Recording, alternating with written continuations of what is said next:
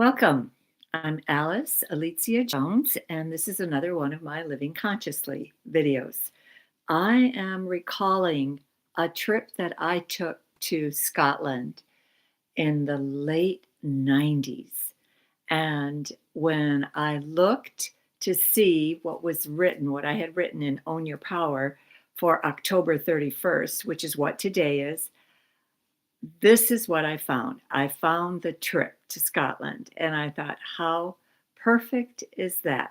Because my last statement on that was Happy Hallows Eve, which is where Halloween came from. So I know that I do want to share this with you. This was a trip that a spiritual group, a leader of a spiritual group that I was part of, had every year for about 10 years. And then she stopped. She had recently done a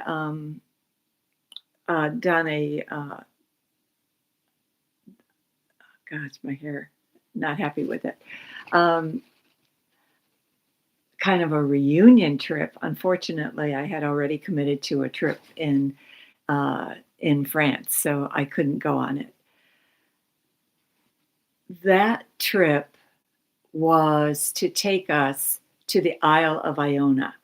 And I came to the conclusion, since their first stop was going to be in Edinburgh, that I wanted to come early so that I could go and to Findhorn by myself.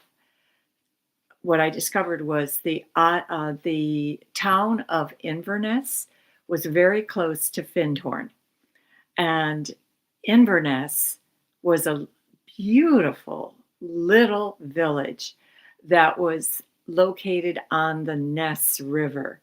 And the Ness River flows from the Loch Ness, which all good monster seekers go to see if they can get a glimpse of the Loch Ness monster, the supposed sea serpent that has been photographed in Loch Ness. When I went to an island located in the river, there was a lovely little bridge going to the island. The only person I passed was an older gal. She was walking her dog named Kit. It was the sweetest thing. It looked like a little terrier. I just presumed I would see more corgis when I went to England, but I did not. I should say Great Britain, but I did not. But this little dog was just so happy being outside with mommy. And so I stayed there for 3 days by myself. The first day, just kind of getting acquainted with the place. The second day, I put myself on a bus to Findhorn. As I'm at the bus stop, I'm thinking, I know I'm in the right place, but why don't I ask anyway? And ask the patrons who were standing there waiting for the bus. And lo and behold, as I made my little pronouncement, does anybody know exactly where to get off to get to Findhorn? One young man piped up and he said, I'm back for the first time. I lived there for 3 years. I'm just come back just to see the place again. And he says, just follow me and I will take you there, which was a lovely, lovely gesture on his part because he was so familiar with it. He could take me to different parts of Findhorn. And I was able to do it very, very quickly. I gave him a 20-pound note as a tip afterwards. He was a little reluctant to take it, but I insisted because he was such a good guide. Findhorn, in case you've never if you're not familiar with it, was a nature, and the word I'm getting from my guides is like a nature sanctuary. It was a little farming community that was run in cooperation with the nature spirits.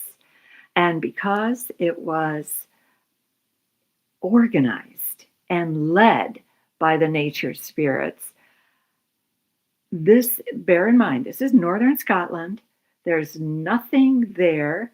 There's no farmland to speak of. It's just sandy soil and a lot of wind and a lot of very misty rain. They ended up, because they worked in conjunction with this community, which was started by Eileen and Peter Caddy. They worked in conjunction with the nature spirits. They produced cabbages that were 3 feet across. They produced, all their produce was ginormous. It looked like it was meant to feed a giant. And the irony was that there was some type of system in place where Peter had to go apply every single week for a job. None of the jobs ever came through for him. That wasn't what he was supposed to do. He was supposed to be part of this nature center. If you want to hear more about it, read more about it, I recommend Dorothy McLean's book called To Hear the Angels Sing. Probably written in the 50s, but very, very worthwhile reading. It was on Findhorn Bay, and that's why it was called Findhorn, because it was there that the nature spirits led Eileen, God led Eileen, and channeled messages to her. And it is truly, it's one of the greatest experiments on this planet, working in conjunction with the nature spirits. So we have a similar one in Virginia called Paralandra, but that's another story. So let me just continue on with this. I spent the day there. I did go to the bay. As I looked down in the water, there were so many rocks, interesting rocks, different colors, different shapes, all very worn, very smooth. And as I started collecting them, I heard, put them down, take one, you will get plenty at Iona, which was our ultimate destination. So I thought, okay, I'm going to pay attention, put down my collection of rocks, kept one that I was especially fond of, didn't even look at it that closely. After I came home and I looked at what I had brought home from Findhorn, I recognized there was a face on the rock, and I have it to this day. So that was kind of exciting. After I finished walking around, like I said, this young man gave me a wonderful tour. I then went back to where I stayed, and on the third day, I met up with the tour group that I had come in with. And the first place that I went to, now I went from Inverness to Edinburgh. That's the capital of Scotland. And that has a very a wonderful place called Holyrood Mile. It has, I think, Balmoral Castle is in Scotland. That was Queen Elizabeth's favorite getaway because it was just so far, so remote and hidden from public view, and she could completely relax there. When I did go, met the group to Rosslyn Chapel. Rosslyn Chapel is a unique mystery. It was built in 1446 by the third and last prince of, of Orkney, and it was his name was William St. Clair. And Rosslyn Chapel is associated with the Knights of the Templar and all the plunder that they brought back from Jerusalem. The Knights of the Templars' main responsibility was to bring back artifacts from Jerusalem at a time when the Moors controlled Jerusalem. And so it was very, very difficult for Christians to obviously go to Jerusalem, but Rosslyn Chapel was the place that was assigned. What's so mysterious about it is it was built way before the New World was discovered by Columbus, but yet inside on the beautiful stone carvings along the wall and entwined in the pillars were stone carvings of plants that came from the New World. So you figure that out. That was very, very intriguing. We got a beautiful little tour of the chapel by a man who had lived there in that area for over 50 years. And in the process of giving us a tour, he stomped on one of the stone pieces on the floor. And you could tell it rang hollow. And then on another one right next to it and all around it, the sound was totally different. So, but the irony was no one had ever been able to discover an entrance to the basement of the chapel. I didn't do a current search, so I don't know if that has been discovered since then, because that trip was over 25 years ago. And with new detection methods, maybe something else has been uncovered. But they felt the gist was that the Knights of the Templar had buried treasure in the basement of Rosslyn Chapel. The saddest thing about it was that in the 1950s, whoever had charge of the chapel decided to do a lime wash over the exterior. And whatever was in that wash deteriorated the stonework. I brought home a little magnet of what the chapel looked like prior to the wash, and the carvings are exquisite. But because this was all crumbling, they thought, oh, well, we can't allow the elements to further destroy it.